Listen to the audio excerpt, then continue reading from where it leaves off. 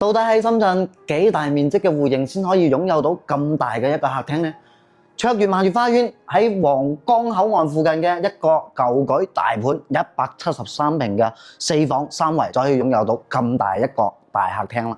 好多人都話咧，依家深圳嘅房價跌咗，而且跌咗3到4成都好正常嘅。但係今日我哋嚟到嘅係地鐵3號線嘅皇崗村站呢度啊，卓越呢個新嘅舊舉項目，居然開盤價位都要去到9到11萬一平。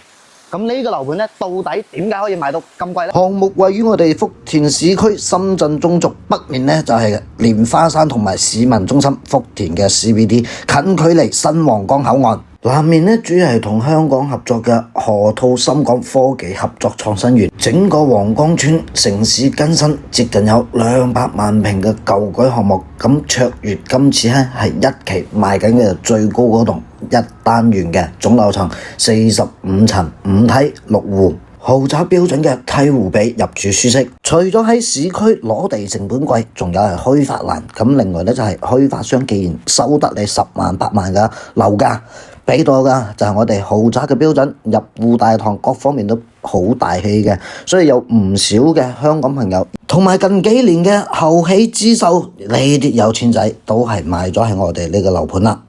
咁我哋依家睇嘅係最細嘅一個戶型，92平，佢係朝東向嘅一套3房2衛。咁入門呢啲嘅話，其實鞋櫃佢係會做好交俾你嘅。咁右手邊咧就係我哋嘅廚房。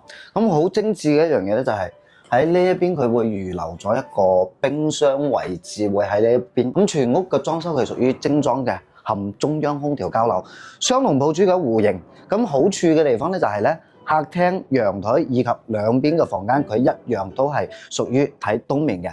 但係唔好嘅地方咧就係咧，我哋喺前面呢一邊，以後仲有一棟樓會喺呢一邊嘅，咁可能會有啲遮擋。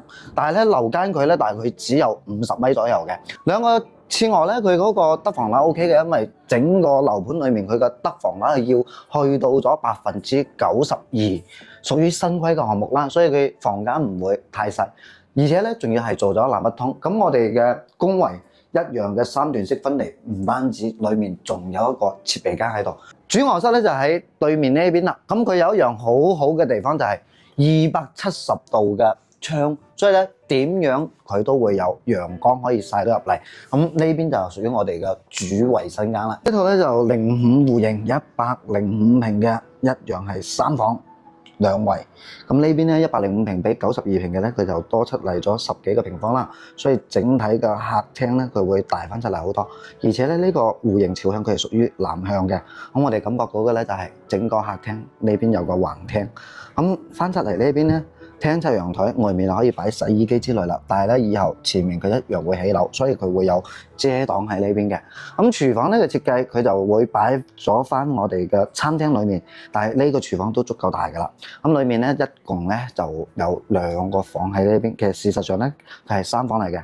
喺呢邊嘅話，嗱呢邊有一隻房間，後面我哋可以舉一舉佢，舉翻出嚟之後嘅話，總共就係可以做到3到4房嘅。咁呢個主臥咧佢係屬於睇南向嘅，所以有陽光曬翻入嚟。105平嘅旁邊咧呢一戶咧，佢就係123個平嘅戶型，其實真係多咗十幾個平方出嚟咧，佢整體嘅空間都要大出嚟好多。咁我哋依家睇緊嘅咧嗱，整個客廳你無論做中餐廳、西餐廳，佢一樣夠位置。咁呢個陽台面咧，佢就係屬於南向噶啦，景觀唔會好差，而且最緊要採光好啊嘛。咁呢邊咧。交付嗰時咧，其實呢個係屬於大客廳嚟嘅。咁裏面咧，我哋一共做咗3隻房喺呢度。咁所有個房間都好大嘅，大家有冇感覺到咧？呢個裝修樣板間設計，其實品質方面又真係做得幾靚嘅。咁呢一個戶型咧，計翻落嚟嚇，都差唔多要1000萬左右噶啦。主臥室呢邊佢係屬於270度嘅飄窗，所以呢邊嘅光線同埋採光超級好。呢一套咧係06戶型126平南北通透嘅一套大客廳喎，同樣可以做到4房嘅。咁呢一邊咧係房間舉翻出嚟嘅廳位，呢邊入門口咧就有個3分離嘅衛生間作為一個工位喺度嘅。咁呢一個戶型咧其實好中意嘅地方就係咧喺呢一邊咧佢一樣係屬於朝南向，南北通呢一邊餐廳位置咧以後啊佢唔會有遮擋喺度嘅，所以通風效果好強。咁翻入嚟咧裏面。呢兩邊各一個房間嘅，大家可以睇睇嘅就係佢房間面積又真係超級大嘅，而且咧所有嘅房間佢唔會話好細嘅隻啦，都有窗口，唔會話有暗房啊、暗衞呢啲。咁我哋再入嚟睇睇主卧嘅就係入門口呢一排咧，全部做咗衣櫃嘅，呢邊就係我哋嘅主衞啦。大家有冇發現真係冇暗房冇暗衞嘅喎？嗱，呢一邊同樣嚇可以做咗一個房間出嚟，其實呢個咧就係屬於我哋嘅書房。主卧室整個景觀面嚟講都係270度嘅窗口，所以佢個採光特別好嘅。咁我哋依家睇緊嘅咧係最後嘅一個戶型0102，都係屬於173個平嘅兩梯兩戶，亦都可以講咧專梯一戶嘅173平呢個房型咧，共先做咗4房3衛，哇咁大個廚房，即係如果你哋話有10個8個朋友過到嚟呢邊聚會嘅，絕對係夠用嘅。而且我哋喺客廳側陽台外面嗰度咧就可以睇到我哋嘅蓮花山同埋平安金融中心、大中華以及卓越中心等等。門口嘅右手邊咧，仲有一個儲物間俾你擺洗衣機喺度。嗱，最緊要咧佢係好多套間。咁如果你話老豆老母過嚟住嘅，好似呢一隻咧就係屬於入門口嘅一個大套間啦。齋呢隻房嘅面積帶上衞生間都接近有成20個平，而且咧佢交付標準絕對唔差。睇我哋依家個樣板間嘅設計就知道啦。我哋依家客廳個位置咧，其實係將原嚟嘅一個房咧舉咗出嚟做咗我哋嘅大客廳嘅，呢度可以做一隻房客。咁呢邊咧係屬於公衞，整個173平嘅戶型咧只有呢一隻公衞啦，3段式分離。咁呢邊咧就屬於次臥，佢一樣係做咗兩邊嘅飄窗。喂，兒童房都成10幾個平喎，如果你買普通住宅，根本上係冇咁大嘅面積嘅。咁呢隻咧係屬於主人房，邊上全部都可以打衣櫃。呢一邊咧除咗做主衞之外咧，佢呢個位置啊，兩邊仲可以將呢啲衣櫃做出嚟嘅。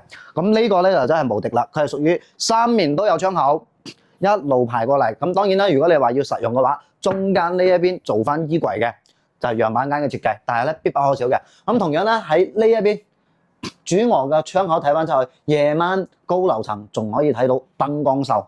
咁呢一套房嘅話，目前起步價位大概係1700萬到2300萬之間不等。最緊要係睇樓層啊！